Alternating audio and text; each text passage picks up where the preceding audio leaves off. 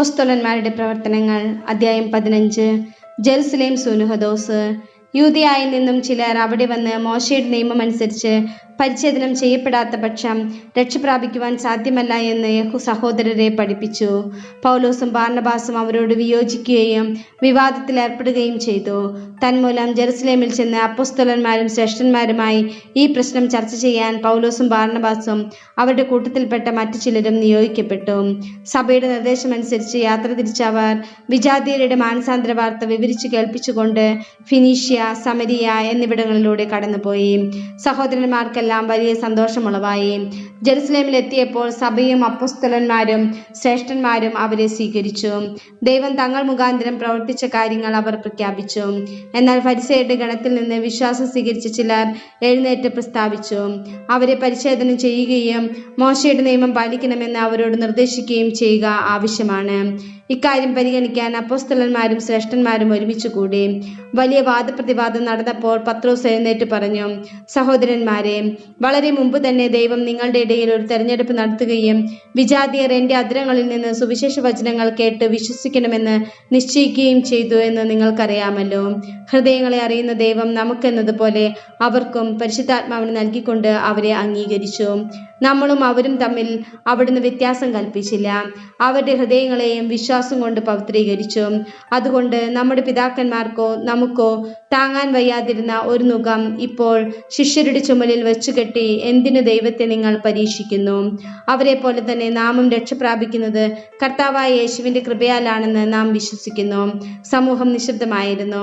തങ്ങൾ വഴി വിജാതിയരുടെ ഇടയിൽ ദൈവം പ്രവർത്തിച്ച അത്ഭുതങ്ങളും അടയാളങ്ങളും ബാർന്നബാസും പൗലോസും വിവരിച്ചത് അവർ ശ്രദ്ധാപൂർവം കേട്ടുകൊണ്ടിരുന്നു. അവർ പറഞ്ഞ് അവസാനിപ്പിച്ചപ്പോൾ യാക്കോബ് പറഞ്ഞു, സഹോദരന്മാരെ, ഞാൻ പറയുന്നത് കേൾക്കുവിൻ. തൻ്റെ നാമത്തിനു വേണ്ടി വിജാതിയരിൽ നിന്ന് ഒരു ജനത്തെ തിരഞ്ഞെടുക്കാൻ ദൈവം ആദ്യം അവരെ സന്ദർശിച്ചത് എങ്ങനെയെന്ന് ശിമിയോൻ വിവരിച്ചുവല്ലോ. പ്രവാചകന്മാരുടെ വാക്കുകൾ ഇതിനോട് പൂർണ്ണമായി യോജിക്കുന്നു. ഇങ്ങനെ എഴുതപ്പെട്ടിരിക്കുന്നു, ഇതിനുശേഷം ഞാൻ തിരിച്ചു വരും. ദാവീദിന്റെ വീണുപോയ കൂടാരം ഞാൻ വീണ്ടും പണിയും. അതിൻ്റെ നഷ്ടശിഷ്ടങ്ങളിൽ നിന്ന് ഞാൻ അതിനെ പുതുക്കി പണിയും. അതിനെ ഞാൻ വീണ്ടും ഉയർത്തി നിർത്തും. കർത്താവ് അരുളി ചെയ്യുന്നു. ശേഷിക്കുന്ന ജനങ്ങളും എൻ്റെ നാമത്തിന് പ്രതിഷ്ഠിക്കപ്പെട്ടിരിക്കുന്ന വിജാതീയരും കർത്താവിനെ അന്വേഷിക്കുന്നതിന് വേണ്ടിയാണ് ഇത്. അവിടുന്ന് പുരാതന കാലം മുതൽ ഇതെല്ലാം വ്യക്തമാക്കിയിട്ടുണ്ട്. അതിനാൽ ദൈവത്തിലേക്ക് തിരിയുന്ന വിജാതീയരെ നാം വിഷമിപ്പിക്കരുത് എന്നാണ് എൻ്റെ അഭിപ്രായം. എന്നാൽ അവർ വിഗ്രഹാരാധനയെ സംബന്ധിക്കുന്ന മാലിന്യത്തിൽ നിന്നും വ്യഭിചാരത്തിൽ നിന്നും കഴുത്തു ഞെരിച്ചു കൊല്ലപ്പെട്ടവയിൽ നിന്നും രക്തത്തിൽ നിന്നും അകന്നിരിക്കാൻ അവർക്ക് എഴുതണം. എന്തെന്നാൽ തലമുറകൾക്ക് മുമ്പ് തന്നെ എല്ലാ നഗരങ്ങളിലും മോശയുടെ നിയമം പ്രഘോഷിക്കുന്ന ചിലരുണ്ടായിരുന്നു. എല്ലാ സാബത്തിലും സിനഗോഗുകളിൽ അത് വായിക്കുകയും ചെയ്യുന്നുണ്ട്. സുനഹദോസ് തീരുമാനം. തങ്ങളിൽ നിന്ന് ചിലരെ തെരഞ്ഞെടുത്ത് ബാർന്നബാസിനോടും പൗലോസിനോടുമൊപ്പം അന്ത്യോക്യയിലേക്ക് അയക്കുന്നത് നന്നായിരിക്കുമെന്ന് അപ്പോസ്തലന്മാർക്കും ശ്രേഷ്ഠന്മാർക്കും സഭയ്ക്ക് മുഴുവനും തോന്നി. സഹോദരന്മാരിൽ നേതാക്കന്മാരായിരുന്ന ബാർസബാസ് എന്ന് വിളിക്കുന്ന യൂദാസിനെയും സീലാസിനെയും ഒരു എഴുത്തുമായി അവർ അയച്ചു. എഴുത്ത് ഇപ്രകാരമായിരുന്നു: അപ്പോസ്തലന്മാരും ശ്രേഷ്ഠന്മാരുമായ സഹോദരന്മാർ, അന്ത്യോക്യയിലെയും സിറിയയിലെയും കിലീക്കിയയിലെയും വിജാതീയരിൽ നിന്നുള്ള സഹോദരരായ നിങ്ങൾക്ക് അഭിവാദനം അർപ്പിക്കുന്നു. ഞങ്ങളിൽ ചിലർ പ്രസംഗങ്ങൾ മുഖേന നിങ്ങൾക്ക് മനഃശാഞ്ചല്യം വരുത്തിക്കൊണ്ട് നിങ്ങളെ ബുദ്ധിമുട്ടിച്ചുവെന്ന് ഞങ്ങൾ കേട്ടു. ഞങ്ങൾ അവർക്ക് യാതൊരു നിർദ്ദേശവും നൽകിയിരുന്നില്ല. അതുകൊണ്ട് തിരഞ്ഞെടുക്കപ്പെട്ട ചിലരെ നമ്മുടെ പ്രിയപ്പെട്ട ബാർന്നബാസിനോടും പൗലോസിനോടുമൊപ്പം നിങ്ങളുടെ അടുക്കിലേക്ക് അയക്കുന്നത് നന്നായിരിക്കുമെന്ന് ഞങ്ങൾ ഏകകണ്ഠമായി തീരുമാനിച്ചു. അവർ നമ്മുടെ കർത്താവായ യേശുക്രിസ്തുവിന്റെ നാമത്തെ പ്രതി സ്വന്തം ജീവനെ പോലും പണയപ്പെടുത്തിയിരിക്കുന്നവരാണല്ലോ. അതുകൊണ്ട് ഞങ്ങൾ യൂദാസിനെയും സീലാസിനെയും അയച്ചിരിക്കുന്നു. ഈ കാര്യങ്ങൾ തന്നെ അവർ നിങ്ങളോട് നേരിട്ട് സംസാരിക്കുന്നതായിരിക്കും.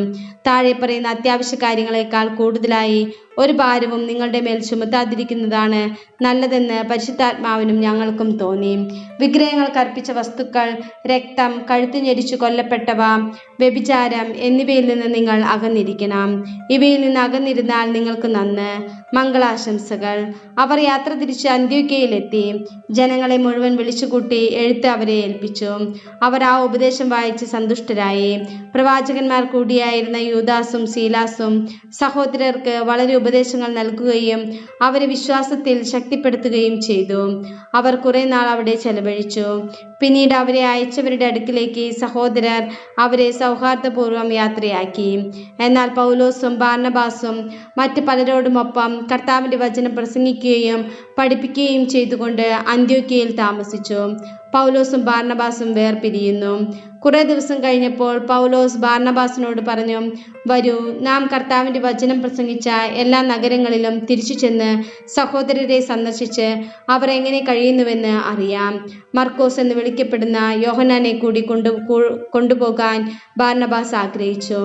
എന്നാൽ പാംഫീലിയായിൽ വെച്ച് തങ്ങളിൽ നിന്ന് പിരിഞ്ഞു പോവുകയും പിന്നീട് ജോലിയിൽ തങ്ങളോട് ചേരാതിരിക്കുകയും ചെയ്ത ഒരുവനെ കൂടെ കൊണ്ടുപോകാതിരിക്കുകയാണ് നല്ലത് എന്നായിരുന്നു പൗലോസിന്റെ പക്ഷം. ശക്തമായ അഭിപ്രായ ഭിന്നത മൂലം അവർ പിരിഞ്ഞു. ബാർന്നബാസ് മർക്കോസിനെയും കൂട്ടി സൈപ്രസിലേക്ക് കപ്പൽ കയറി. പൗലോസ് സീലാസിനെ തിരഞ്ഞെടുത്ത് അവനോട് കൂടി യാത്ര തിരിച്ചു. സഹോദരരെല്ലാം അവരെ കർത്താവിന്റെ കൃപയ്ക്ക് ഭരമേൽപ്പിച്ചു.